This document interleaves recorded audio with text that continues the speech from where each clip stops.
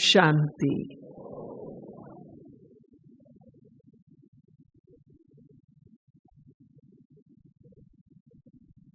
जब योग भट्टियां कहते हैं तो वो पुराने दिन याद आते हैं। विचार कीजिए, यज्ञ की स्थापना 1936 में हुई। मम्मा बाबा के संग हमारी दादियों ने 14 बरस तक तपस्या की और जब भारत में आ गए, हमारी दादियाँ, मम्मा बाबा तो कम मगर मम्मा दादियाँ सेवाओं के लिए चारों ओर निकले। जब तक मम्मा थी बहुत थोड़े सेंटर थे हमारे पूरे भारतवर्ष में, कोई 50-60 सेंटर होंगे मुश्किल से। और तब सेंटर्स पर समय प्रति समय योग तपस्या के प्रोग्राम होते थे। उसके बाद मम्मा अव्यक्त हुई, बाबा अव्यक्त हुए। 69 के बाद सब में दृढ़ता लाने के लिए योग भट्टियां मधुबन में पांडव भवन में शुरू हुई। कुमारियों की अलग, माताओं की अलग, भाइयों की अलग। जिन भट्टियों में भट्टी की शुरुआत में अव्यक्त बाप दादा आते थे और लास्ट में भी बाप दादा आते थे। फिर भट्टियां ऐसे कराई जाती थी जैसे दादियों ने 14 साल तपस्या की थी। पांडव भवन में जहाँ शांति स्तंभ बना हुआ है, उसके सामने दाएं बाएं जो बिल्डिंग है वह ट्रेनिंग सेंटर कहलाती है। भट्टी वाले भी वहाँ सामने ही रहते थे और अगर हम शांति स्तंभ की तरफ मुंह करके खड़े होते हैं तो लेफ्ट हैंड में जो रूम्स हैं ऊपर, वो बड़े हॉल थे 2, जिनमें हमारी ट्रेनिंग और भट्टी होती थी। और आपको मालूम है भट्टी वाले कैसे? परिवार तो बहुत छोटा था, हम सब एक दूसरे को जानते थे। मम्मा बाबा केवल ऐसे नहीं दादियों को जानते थे। वो जमाना था जब मम्मा बाबा ये जानते थे कि ये बच्ची किस परिवार की है, इनके माँ बाप कौन है, ये कहाँ से है। जैसे आज आप भाई बहनों का परिचय अपनी टीचर्स बहनों से होता है, शायद विस्तार होने के कारण आपका परिचय भी कम हो, लेकिन आप सोचिए अलग अलग सेंटर्स मम्मा बाबा सब जानते थे, परिवार सहित कौन कहाँ से है, कैसे है। हमारी बड़ी दादियाँ भी हम सबको जानती थी। लेकिन जब भट्टी होती थी, समीपता इतनी ज्यादा थी, लेकिन जो भट्टी में होते थे, भट्टी माना बस एकदम अंतर्मुखी। अब मान लीजिए आप भट्टी में हैं, मैं भट्टी में नहीं हूँ, वैसे ही सेवाधारी हूँ, सेवा में हूँ या मधुबन में रह रही हूँ। तो जो भट्टी में होते थे ना, वो जो नहीं होते थे उनकी तरफ देखते भी नहीं थे। समझ में आई बात? क्यों नहीं देखते थे? जो भट्टी नहीं कर रहा है उसके वाइब्रेशन और जो कर रहा है उसके वाइब्रेशन में कितना अंतर होगा। उन दिनों कहना नहीं पड़ता था साइलेंस में रहो, अपने आप साइलेंस में रहते थे। और जब हम 3-3 दिन 5-5 दिन योग भट्टी करते थे, आपको सच बताएं, चेहरे ऐसे लाल लाल हो जाते थे। एकाग्रता होती थी ना, और एकदम शांत भट्टी वाले। आप विचार कीजिए, कराची में रहकर मम्मा बाबा ने भाई बहनों की भट्ठी क्या कराई होगी। तो दादियां सुनाया करती थी, बाबा सारी सारी रात योग तपस्या कराते थे। कई बार दादियां सुनाती थी कि बाबा 2 बजे उठ के सब कमरों में चक्कर लगाते थे। अब उस समय तो आप सोच सकते हैं ना, कराची में जब रहते होंगे, अधिकतर हमारी दादियां उस समय छोटी आयु की थी। बड़ी आयु वाले भी थे क्योंकि परिवारों के परिवार आए, कई माँ बेटी इकट्ठे आए, लेकिन वो माँ भी कितने बरस की होगी, 20-25 बरस की। जैसे हमारी मनोहर दादी सुनाया करती थी, वो केवल 8-10 बरस की थी। कुंज दादी सुनाया करती थी 7-8 बरस की, गुलजार दादी जी 8 बरस की। ऐसे छोटी छोटी आयु में ये आए। लेकिन मैं तो बहुत बार इस बात को सोचती हूँ, इतनी छोटी आयु में हमारी इन दादियों ने क्या पहचाना। हम तो सब इतने इतने बड़े अब बैठे हैं, हम पूछेंगे निश्चय किस किस को है, हाथ सब भले उठाएंगे, पर इतना निश्चय, इतना नशा, निश्चय माना नशा, वो दादियों को था। अब मैं आपको नशे की एक बात सुनाती हूँ। मैं 1971 में यज्ञ में सेवाओं के लिए समर्पित हुई। ज्ञान में तो लौकिक माँ बाप, मैं 5-6 बरस की थी तभी से आ गए, तो हम माँ बाप के साथ आते थे बच्चे। 71 में जब मैं समर्पित हुई, 72 में मैं पटना में कुंज दादी के साथ थी। और आप में से जो बड़ी आयु के होंगे उनको याद होगा, 1973 में शायद भारतवर्ष में इमरजेंसी लगी थी जब इंदिरा गांधी जी थी, और उस समय जितनी भी संस्थाएं थी उनको बैन किया गया था। और ये गौरव की बात है कि ब्रह्मा कुमारीज बैन नहीं हुई थी। ताली नहीं बजाई। बहुत से सेंटर्स पर मैं समझती हूँ इंक्वायरी हुई होगी, मैं तो छोटी थी, इतना मुझे मालूम नहीं। पटना सेंटर हमारा एकदम मेन बाजार में कदम कुआं में था, फर्स्ट फ्लोर पर।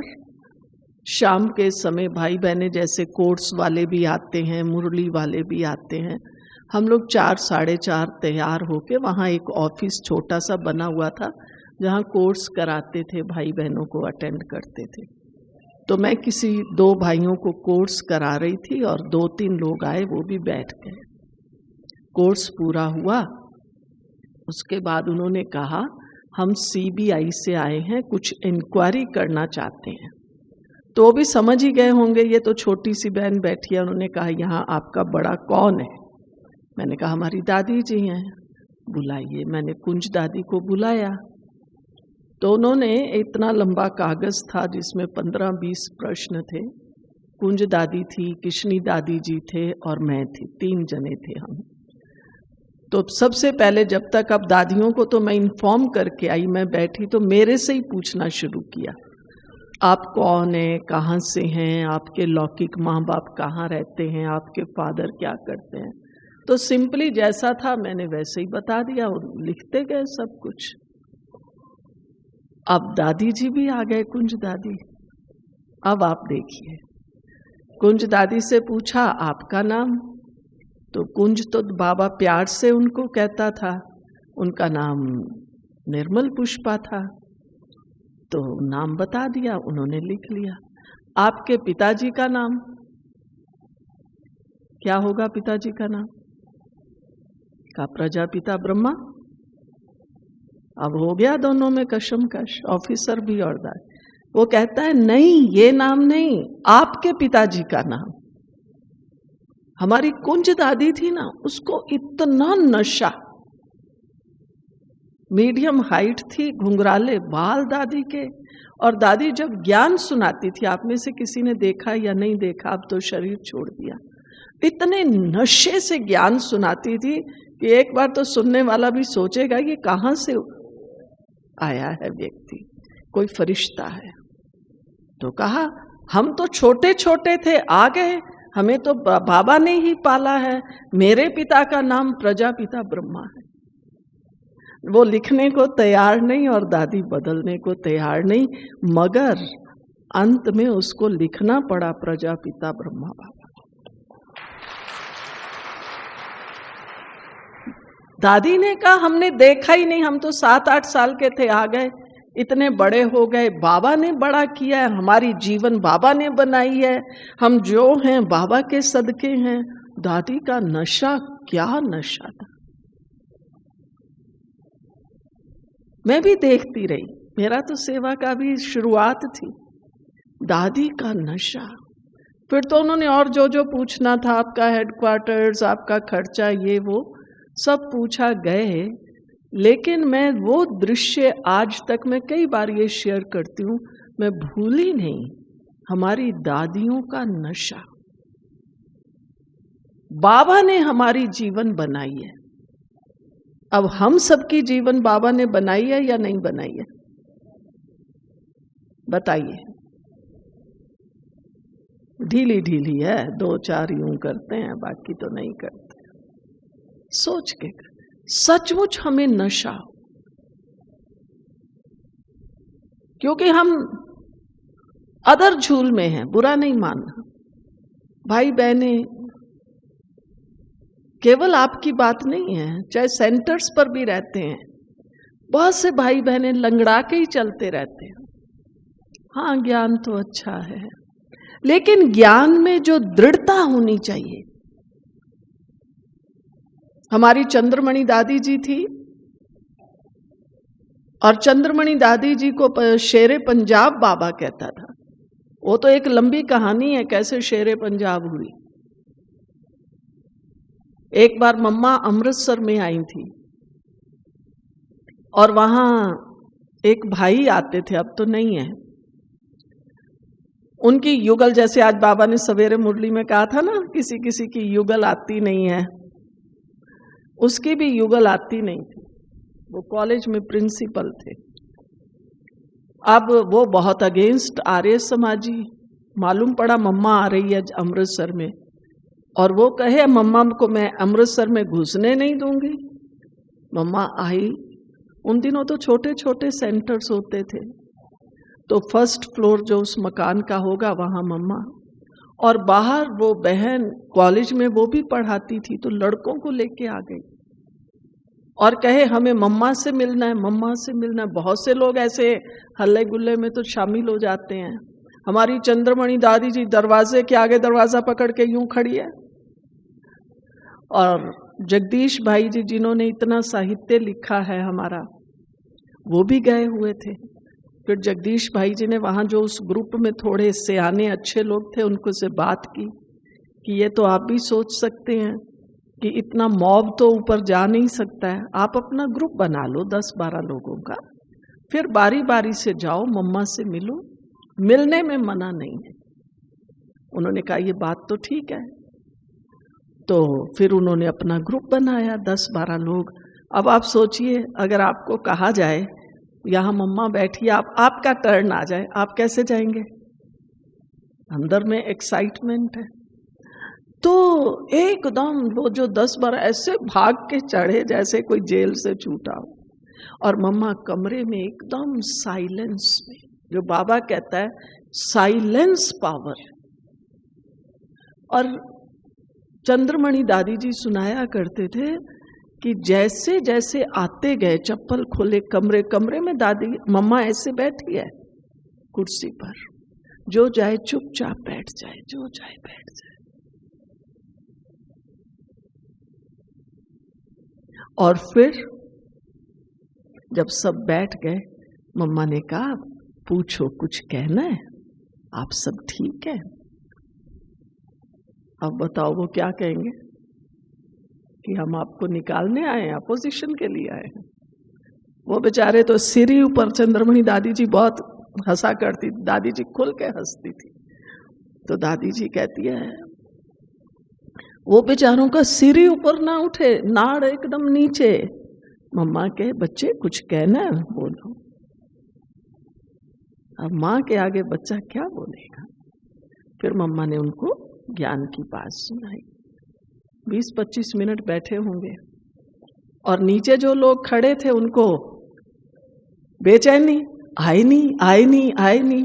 उन दिनों में ये बहुत फेमस था, ब्रह्मा कुमारियों के पास जो जाता है वो वहीं रह जाता है, इनके पास जादू है। वो आपस में कहें देखा हो गया जादू, आ ही नहीं रहे। फिर जब सब मिलके मम्मा से आए और वो कहें कि आपको तो मम्मा को सबसे मिलाना चाहिए, लेकिन ऐसा वातावरण भी तो हो। और सबको उन्होंने कहा इनकी मम्मा तो साक्षात देवी है। तो हमारी दादियों का नशा, तपस्या माना ये नहीं है 2-2 घंटा बैठ गए, और बैठेंगे भी हम कैसे, कोई तो ऐसे बैठा है, कोई ऐसे बैठा है।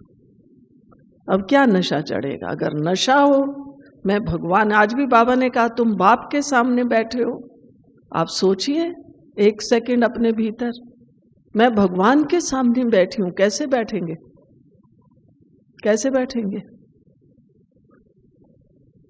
भगवान मेरे सामने है। बाबा की एक अव्यक्त मुरली भी है जिसमें बाबा ने कहा बच्चे, यहां साकार वतन में तो हर चीज की लिमिट है। आप बच्चे स्टेज पर भी आते हैं, आप में से जिन्होंने बाबा से मुलाकात की हुई होगी, तो बाबा के सामने आते हैं, वहां समय की लिमिट है, 2 मिनट दृष्टि ली, चलो। लेकिन बच्चे, अव्यक्त वतन में कोई लिमिट नहीं है।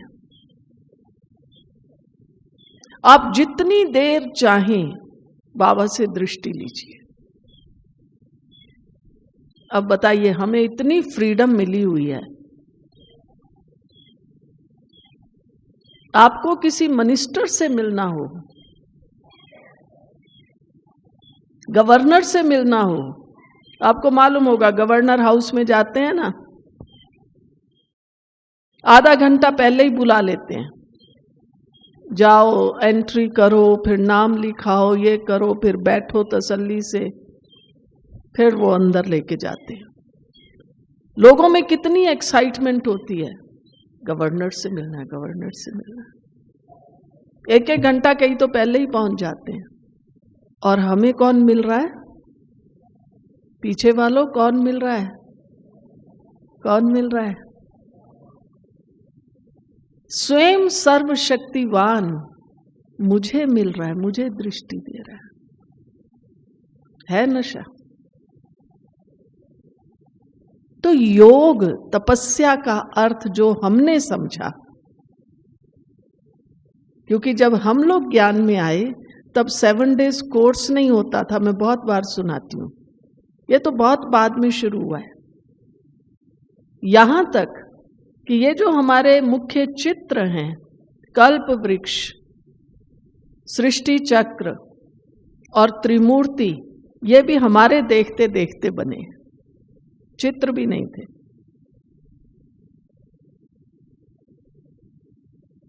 तो हमारे समय पे ना तो कोई कोर्स था, ना कोई योग की इतनी व्याख्या थी। लेकिन जैसे ही बाबा के घर में आए, दादियों से मिले, हमें लगता था यही परिवार हमारा है, ये दादियां हमारी। हमें ऐसे नहीं लगता था कि हम अलग हैं, ये अलग हैं। तो बाबा जो हमें कहता है अपनी फाउंडेशन पक्की करो, मैं आत्मा हूं। उन दिनों कोई नहीं कहता था मैं आत्मा हूं, आत्मा है, ये तो ज्ञान था, लेकिन ये अभ्यास करना है, ये हमारी दादियों का, ये हमारे मम्मा बाबा का नेचुरल था। अभी तो हम कहते हैं अभ्यास कीजिए, मैं आत्मा हूं, बार बार कहते हैं आप यहां अपने ध्यान को ले आइए, आत्मा यहां है। क्योंकि आजकल तो हम देखते हैं योग में भी बैठते हैं ना, कैसे बैठते हैं, करने वाले भी और कराने वाले भी, सबकी आंखें बंद। और मुझे तो बहुत हंसी आती है, ये बंद आंखों वाला तो हमारा योग ही नहीं है। आपने कोई चित्र देखा है मम्मा बाबा दादियों का बंद आंखों वाला? तो आप क्यों बंद आंखों से बैठते हैं?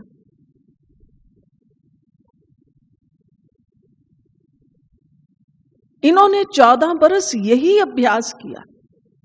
हमारी दादी रतन मोहिनी जी सुनाया करती हैं, बाबा मुरली के बाद कराची में जब सागर के किनारे क्लिफ्टन पर ले जाते थे, 2-2 घंटा आमने सामने 2-2 बैठ के।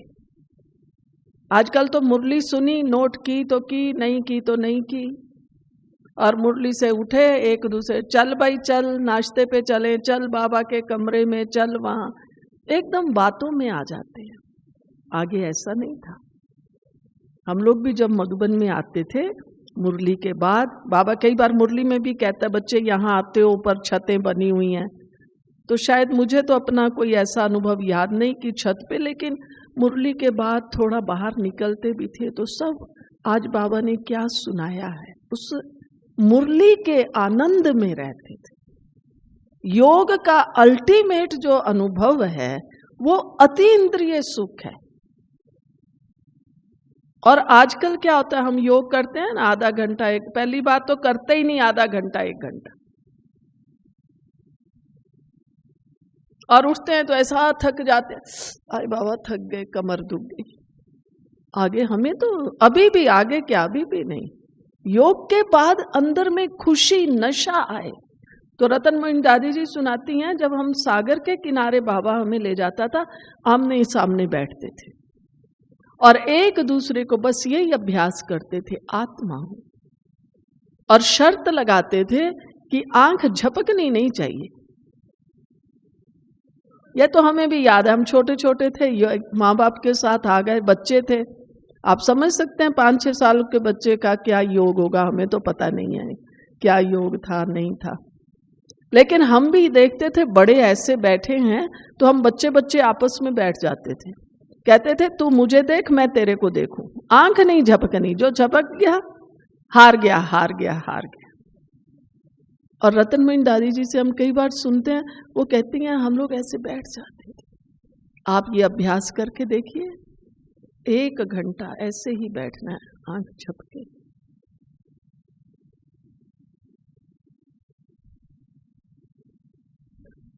ऐसे नहीं बीच में घड़ी, अरे अभी तो 5 ही मिनट हुए, ये वाला योग नहीं, बस बैठ जाओ 1 घंटा।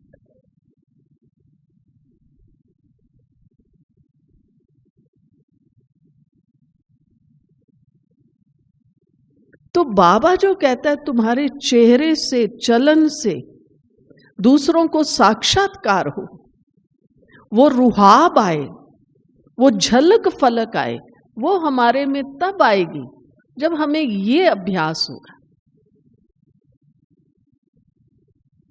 चाहे आप 1-1 मिनट से शुरू कीजिए, 1 मिनट भी बहुत लंबा होता है। जब आप अभ्यास करेंगे, घड़ी रख लीजिए सामने, अब 1 मिनट मुझे यही अभ्यास करना है, मैं शिव बाबा के सामने हूं। आपको जो अच्छा संकल्प आता है, मैं शुद्ध आत्मा हूं, 1 मिनट यही अभ्यास करके देखिए। आपको लगेगा 1 मिनट पूरा ही नहीं हो रहा है, क्योंकि 1 मिनट में 60 सेकंड्स हैं, 1 से लेके 60 तक गिनती गिनो और वैसे बैठ, एकदम आंख मेरी झपकनी नीचे।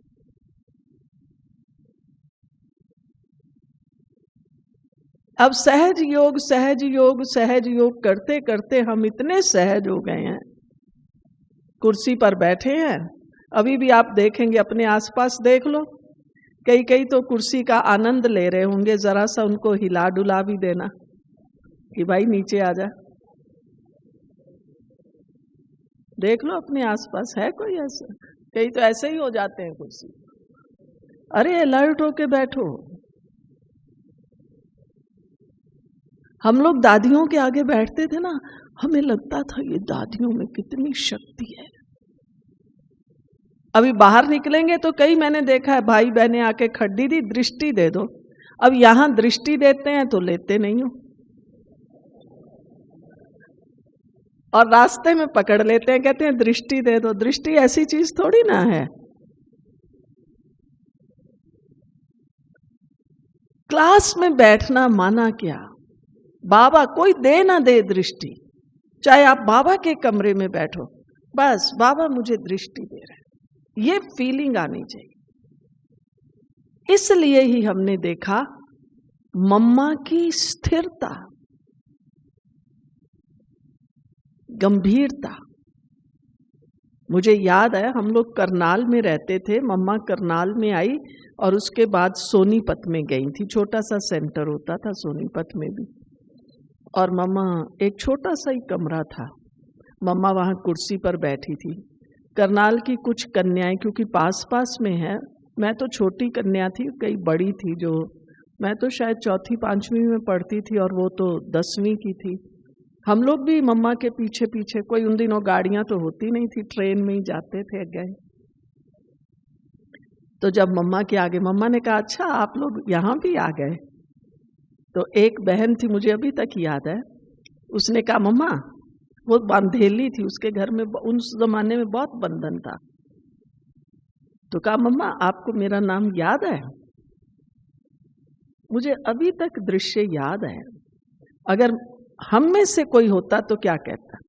मान लीजिए आप 2-4 घंटे मुझसे मिलते हैं, मुझे आपका नाम भी मालूम पड़ गया, और अगर आप मुझे कहेंगे कि आपको मेरा नाम, मैं कहूँगी हाँ क्यों नहीं, आप फलाने हो ना। आप देखिए ये अभिमान भान कैसे, जो बाबा ने आज कहा ना देह भान नहीं होना चाहिए।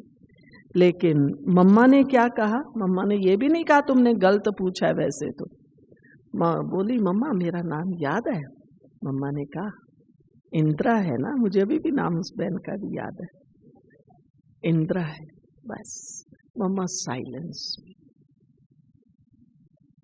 जिसको हम अपनी भाषा में कहते हैं ना जताना दूसरे को, जब देह भान हमारा टूट, उस समय तो नहीं समझा होगा, मैंने भी अब महसूस करती हूं कि हमारे मम्मा बाबा कैसे थे। हम तो आज कोशिश कर रहे हैं हमारा देह भान खत्म हो। मम्मा बाबा का प्रैक्टिकल में देह भान खत्म था। मम्मा ने बहुत प्यार से, धैर्यता से, धीरे से कहा इंदिरा आई है, इंदिरा है, फिनिश्ड। वो खुश, मम्मा को मेरा नाम याद है।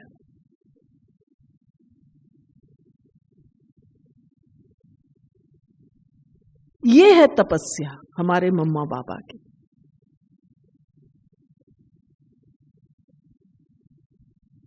मम्मा की बुद्धि तो इतनी तीव्र तीखी थी, बात नहीं पूछो। आप कोई भी प्रकार का कैसी भी बात पूछ लो, लौकिक अलौकिक।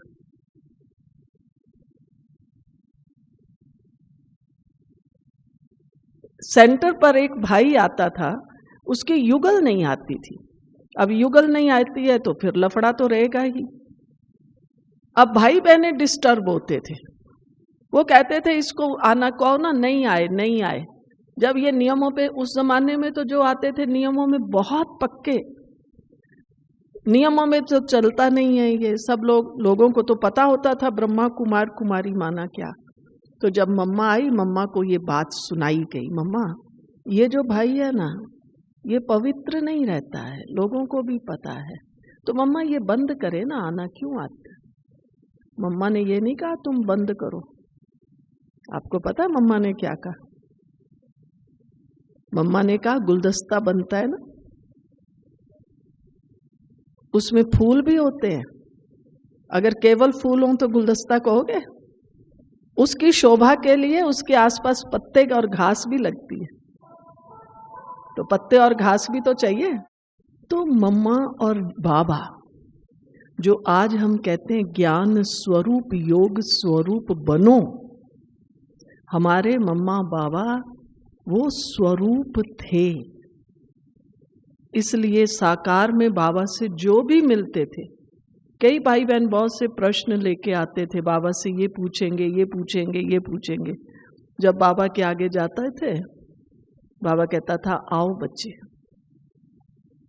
कोई भी आएगा बाबा कहता था आओ बच्चे, और बस बाबा का कहना आओ बच्चे, और सामने वाले के प्रश्न खत्म हो जाए। फिर बाहर आके कहते अरे मैं तो भूल ही गया बाबा के आगे। क्योंकि बाबा की एकाग्रता, एकाग्रता माना ये नहीं होता कि मैं एकदम ऐसे एकाग्र होके बैठी, इसको एकाग्रता नहीं कहते। बहुत सी अव्यक्त मुरलियों में भी बाबा ने डिफाइन किया हुआ है। एकाग्रता माना मैं अपने लक्ष्य की ओर फोकस्ड हूं, बाबा ने हमें लक्ष्य दिया, तुम्हें क्या बनना है, नर से नारायण, नारी से लक्ष्मी। अब सच बताइए, सारा दिन में हमें कितनी बार याद आता है मैं लक्ष्मी बनने वाली हूँ या नारायण बनने वाला हूँ? आता है याद कभी? ईमानदारी से आप देखिए, नेवर। एक भाई जी ने हाथ उठाया, मुबारक है, लेकिन अधिकतर नहीं आता है, आता ही नहीं है याद। कभी जब मुरली, आज भी सवेरे बाबा ने कहा स्वर्ग में तुम कितने सुखी थे, ये थे, तब थोड़ा सा मुझे ये आए, मैं लक्ष्मी नारायण बनने वाली आत्मा हूं। जैसे हमारी दादियां सुनाती थी, बाबा ने यज्ञ में बहनों को ये अभ्यास कराया, मैं विष्णु चतुर्भुज हूं। और हमारे यज्ञ में जब हम कुमारियां ट्रेनिंग में भी आई तो रतन मोहिनी दादी जी हमें एक विष्णु चतुर्भुज रास सिखाती थी। तो बाबा विष्णु चतुर्भुज रास कराते थे। मैं खड़ी हूं आगे, समझो हाथ, पीछे वाला ऐसे हाथ करके खड़ा, फिर एक गाने पर इकट्ठे घूमना है, क्योंकि एक का मुंह उधर है, एक का उधर है, लेकिन इतनी प्रैक्टिस, इकट्ठे हम घूमेंगे। विष्णु चतुर्भुज रास कहते थे उसको। तो बाबा ने प्रैक्टिकल में ये प्रैक्टिस करवाई, तुम विष्णु चतुर्भुज हो। बहनों के मन में ये ना रह जाए मैं तो लड़की हूं ना, मैं तो बहन हूं ना, मैं ये कैसे कर सकती हूं। बाबा कहता था तुम विष्णु चतुर्भुज हो। तो बाबा का बनने से, ज्ञान सुनने से क्या मेरे चिंतन का रूपांतरण हुआ या नहीं हुआ? अब ये है बात सोचनी, नशा क्यों नहीं चढ़ता? क्योंकि हमारा चिंतन बदला ही नहीं है, हमारा चिंतन वही है, उसी दुनिया वाला। कहते हैं हम जरूर हैं बाबा हमारा साथी है, कोई काम नहीं होगा, 2 घंटा योग भी कर लेंगे, कहेंगे बाबा को भोग लगाते हैं, विशेष, फिर वैसे के वैसे। लेकिन सदैव मेरे मन में ये निश्चय, ये विश्वास रहे बाबा मेरा साथी है। अब बताइए ये कितनी सहज बात है। ये समझ आती है कि बाबा मेरा साथी है, ये भी हम भूल जाते हैं। फिर हम कहते हैं क्या करें। और हमारी बड़ी दीदी जी थी, दीदी मनमोहिनी जी, कोई भी बात होती थी, अब तो बहुत सहज है, अब तो लोग ब्रह्मा कुमारियों को स्वीकार करते हैं और ब्रह्मा कुमारियों के साथ जुड़ना चाहते हैं। लेकिन हमने वो फेज देखा हुआ है जब लोग ब्रह्मा कुमारी के अगेंस्ट थे। कोई भी बात में, कोई सेवा में विघ्न आता था, कोई बात होती थी, हमारी बड़ी दीदी जी कहा करती थी हुआ पड़ा है, हुआ पड़ा है। हम छोटे थे, हमें हंसी आ जाती थी, हम बाहर आके कहते थे, दीदी कह देती है हुआ पड़ा है, पर वो फलाना तो ये कर ही नहीं रहा है, वो तो मान ही नहीं रहा है। तब समझ नहीं आई, रियली बताती हूँ। अब महसूस करते हैं हम, सचमुच हमारी दीदी दादियों का नशा हुआ पड़ा है, क्योंकि बाबा साथ है, बाबा करेगा। तो ये दृढ़ता माना क्या? केवल हम खड़े हो जाएं या जोर से बोलें हाँ मैं प्रतिज्ञा करती हूं, मैं बाबा की हूं, बाबा मेरा है, ये जरूरत नहीं है। लेकिन कर्म करते हुए कदम कदम पर बाबा मेरे साथ है, बाबा मेरा साथी है। तो भट्ठी माना है अपने में ये दृढ़ता लाना, अपने अंदर ये नशा लाना। हम चंद्रमणि दादी जी से कई बार पूछते थे, दादी आपका योग लग जाता है? हमारा तो योग नहीं लगता है, हमारा योग थोड़ा इधर उधर बुद्धि जाती है। तो दादी कई बार कहती थी तुम्हारी तो जाएगी। हम कहते थे क्यों जाएगी? तो कहती थी कि बाबा के साथ हम जो रहे, बाबा ने जो अभ्यास कराया, तो हर समय हमें क्या लगता था, बाबा साथ है, बाबा साथ है, बाबा से पूछो, बाबा से कहो। तो हमें उस समय लगता था दादी आप उस समय आ गए, हम क्यों नहीं आए, हम बाद में। आजकल ये फील नहीं होता है, लेकिन हम लोग जब आए, पहले थे ही छोटे, ज्ञान की इतनी समझ नहीं आई, चलो एक स्नेह प्यार से। लेकिन बड़े हुए तो हमें लगता था ये दादियां ना कितनी भाग्यशाली हैं, ये पहले आ गई, हम क्यों नहीं उस समय में आए। ये बहुत लगता था मन में। अब अव्यक्त बाबा की मुरलियां पढ़ो। एक मुरली में बाबा ने कहा, बच्चे बहुत काल का पुरुषार्थ चाहिए, आगे चलकर समय नहीं मिलेगा। अब मैं आप सबसे पूछती हूं, आप सब उस दुनिया में रहते हैं, आपको क्या लगता है समय परिवर्तन हो रहा है? हो रहा है या नहीं हो रहा है? भाई काम धंधे सब देखो क्या हो रहा है। 2 साल सब घरों में शांति से बैठे हैं। अच्छा ये बताओ, 2 साल हम लोग घरों में बैठे, क्या कोई भाई बहन ऐसा है जिसके घर में 2 साल में एक दिन या एक समय खाना ना बना हो? वो हाथ उठाओ, खड़े हो जाओ जो कहता मेरे घर में खाना नहीं बना बहन जी, एक टाइम था ही नहीं। कोई नहीं, आप देख लीजिए। हमारे पास इतनी कमाई है, जो आपकी दुकानें बंद थी, ऑफिस भी कुछ समय बंद रहे, बाद में ऑनलाइन चालू हुए, कंपनीज भी ऑनलाइन चालू हुई, लेकिन हम सबके पास इतना था।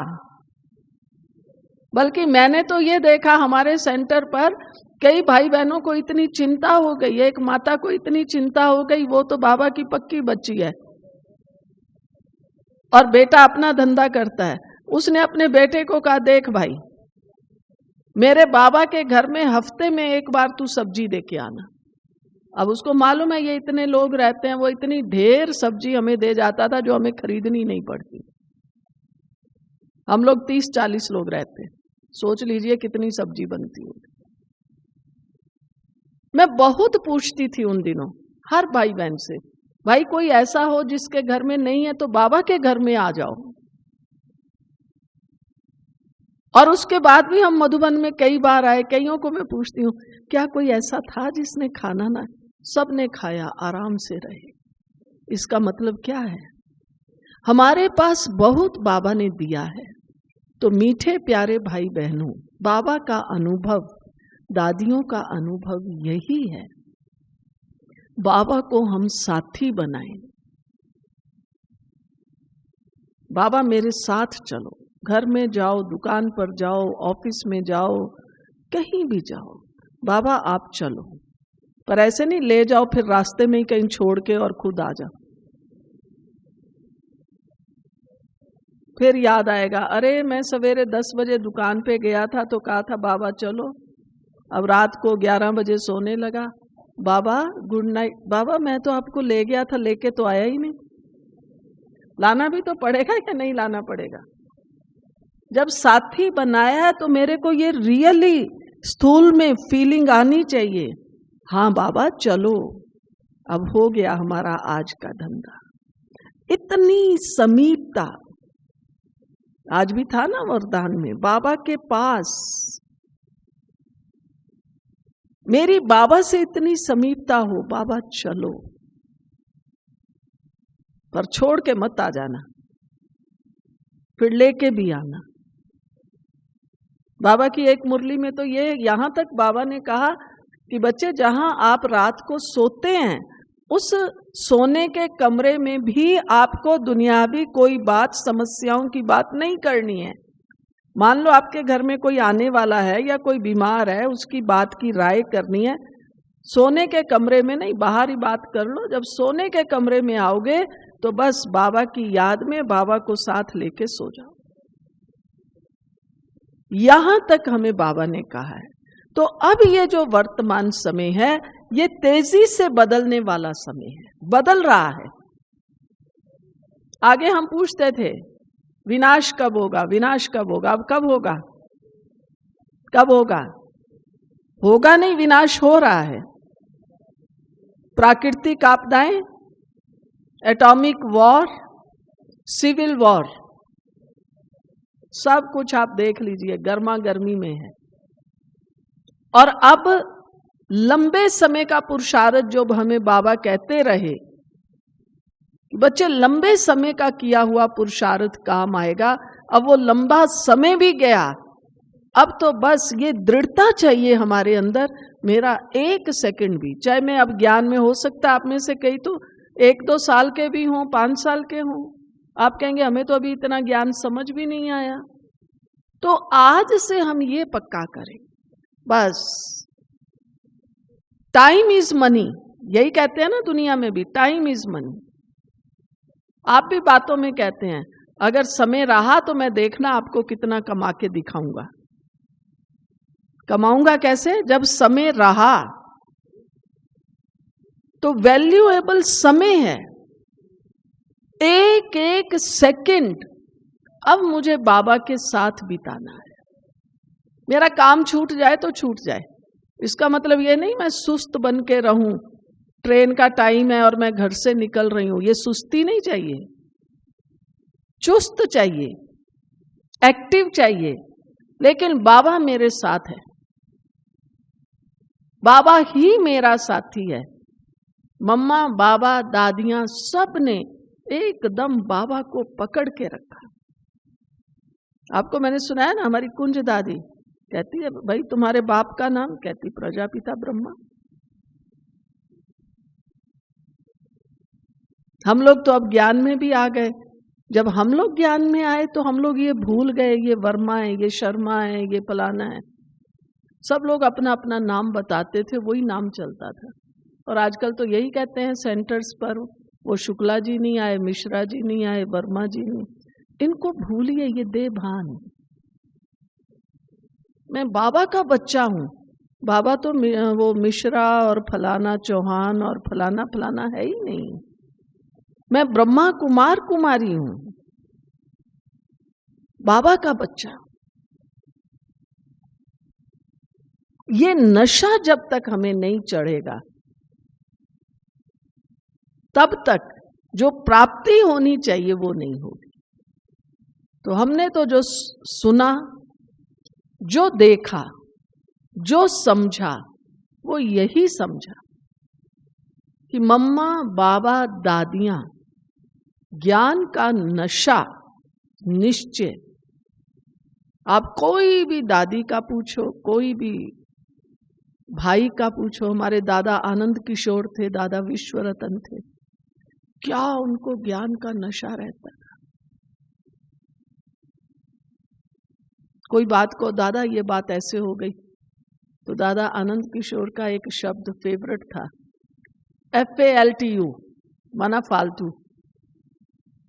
कोई इधर उधर की बात सुनाए ना, दादा ऐसे ऐसे थोड़ी होना चाहिए, FALTU। इतना प्रसन्न बात नहीं पूछो। तो हमें भी यही करना है, ज्ञान का रमण सारा दिन। जो बाबा ने कहा है, मैं आत्मा सच्चिदानंद स्वरूप हूं।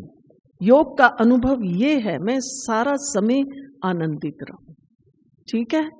ओम शांति।